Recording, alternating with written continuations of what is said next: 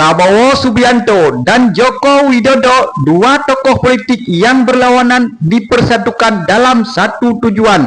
Inilah yang akan kita bahas di video kali ini, teman-teman. Jadi sebelum kita lanjutkan, kalian jangan lupa like and subscribe video ini. Oke teman-teman, kita akan membahas ini perlahan-perlahan. Jadi kalian simak sampai habis supaya tidak gagal paham. Oke. Assalamualaikum warahmatullahi wabarakatuh. Alhamdulillah. Allahumma salli ala Muhammad. Teman-teman, seperti kita ketahui, presiden saat ini adalah Prabowo Subianto yang dua kali kalah ketika melawan Bapak Joko Widodo. Teman-teman, mereka sebenarnya sama-sama pernah berjasa. Kalian harus ingat, Presiden Prabowo kita sekarang, dulu sebelum Jokowi menjadi orang hebat, Prabowo lah yang menjemput Jokowi ke Solo untuk menjadi gubernur. Nah, jangan lupakan sejarah. Jadi kita akan bahas lebih lanjut di sini, teman-teman. Simak terus. Oke. Prabowo Subianto dua kali kalah melawan Joko Widodo dalam pilihan presiden.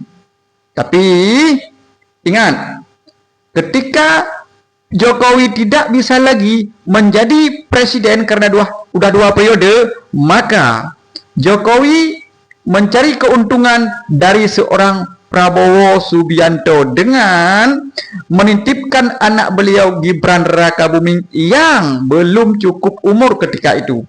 Tapi Prabowo mangut-mangut saja. Kenapa Prabowo mangut-mangut saja? Nih teman-teman, karena tanpa Jokowi, Pak Prabowo mungkin tidak akan jadi presiden. Prabowo sudah tahu kekuatan Jokowi ini. Nah, dengan liciknya Prabowo membalas Jokowi. Artinya, ya udah, silakan.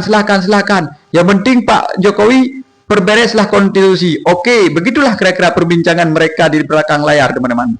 Oke. Prabowo yang sekarang sudah menjadi presiden sebenarnya jengkel dengan siapa? Dengan titipan-titipan Jokowi. Ya, kita lihat kemarin banyak sekali menteri-menteri Jokowi yang dipermasalahkan oleh rakyat banyak. Rakyat banyak tidak mempermasalahkan presidennya, tapi menterinya yang dikatakan titipan Jokowi lah. Inilah, itulah. Jadi sebenarnya teman-teman, kita ulangi lagi ke belakang. Kalian sudah tahu kan siapa Prabowo? Prabowo merupakan tokoh politik dari darah keturunan yang sangat jelas. Sementara Jokowi masih dipertanyakan. Nah, seperti ijazah Jokowi. Kenapa mereka bersatu? Dalam satu kabinet merah putih, artinya Jokowi melalui menteri dan wakilnya, karena ada kepentingan masing-masing, teman-teman. Ingat teman-teman, dalam politik tidak ada musuh abadi dan tidak ada kawan abadi. Jadi ketika ada kepentingan, mereka akan bersatu. Kalian paham di sini kan? Apa kepentingan masing-masing? Prabowo mau menjadi presiden, Jokowi mau menjadikan anaknya sebagai wakil presiden, juga menteri-menterinya supaya tidak dicepot. Kan banyak nih, tahu kan? Nah, termasuk Kapolri kan? Nah, itu kan dari Jokowi. Nah, tapi kita bahas lagi yang lain. Kenapa beda pandangan antara Jokowi dan Prabowo? Bisa kita lihat sekarang Prabowo kan? Prabowo masih banyak mendengarkan rakyat. Coba lihat baru-baru ini terjadi. Ini terjadi di bulan September ini. Tadi tanggal 8. Reshuffle kabinet. Titipan Jokowi. Iya kan? Ini strategi Prabowo. Mendengarkan rakyat yang menyuruh Prabowo bersih-bersih di kabinet. Paham di sini? Menteri Sri Mulyani dimundurkan. Jangan kita bilang dipecat, nanti marah juga mereka. Kok dipecat? Itu kan suruh diberhentikan secara hormat. Iya. Kita tahu kemarin di demo, waktu demo kemarin kan kena rumah Sri Mulyani. Jadi Presiden Prabowo langsung mengambil inisiatif. Jadi Presiden Prabowo sangat pro kepada rakyat. Sementara Jokowi bisa dilihat teman-teman. Dari pertama beliau duduk di demo, suruh mundur inilah, tapi beliau tidak peduli. Yang penting kabinet jalan terus. Sangat berbeda dengan Prabowo. Prabowo begitu melihat ada demo, dia ada poin-poin pengesahan undang-undang, coba kalian bahas cepat. Nah, termasuk pemberhentian wakil-wakil yang dilakukan oleh partai-partai mereka ya. Kalian tahu kan diberhentikannya wakil rakyat. Nah, jadi beliau Prabowo Subianto yang sekarang jadi presiden sangat mendengar suara rakyat. Berbeda dengan Jokowi yang berkali-kali dituntut mundur inilah, nggak open. Bisa dipahami di sini. Ini yang kita takutkan. Bisa-bisa Pak Prabowo memberi satu isyarat memakzulkan Gibran. Bisa-bisa teman-teman. Ada kemungkinan kan?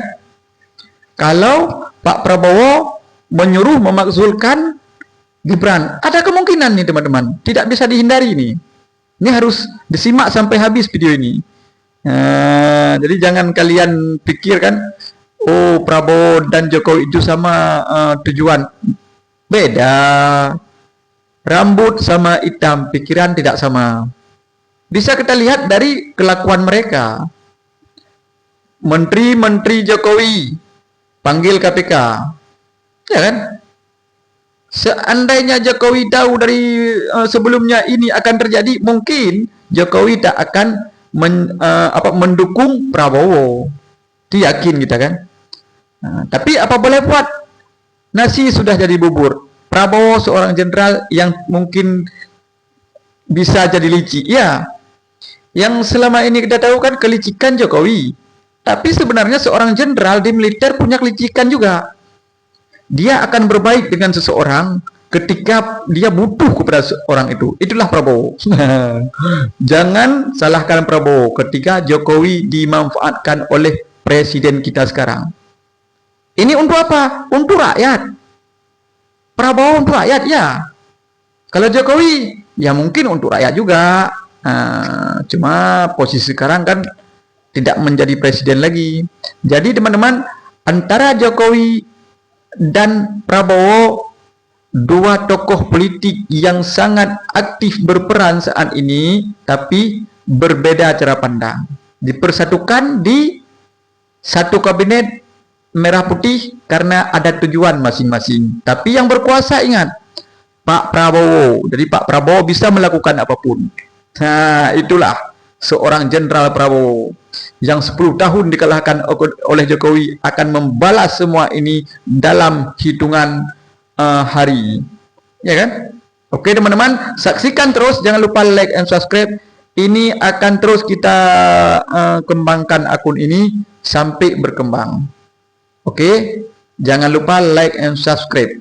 Assalamualaikum warahmatullahi wabarakatuh.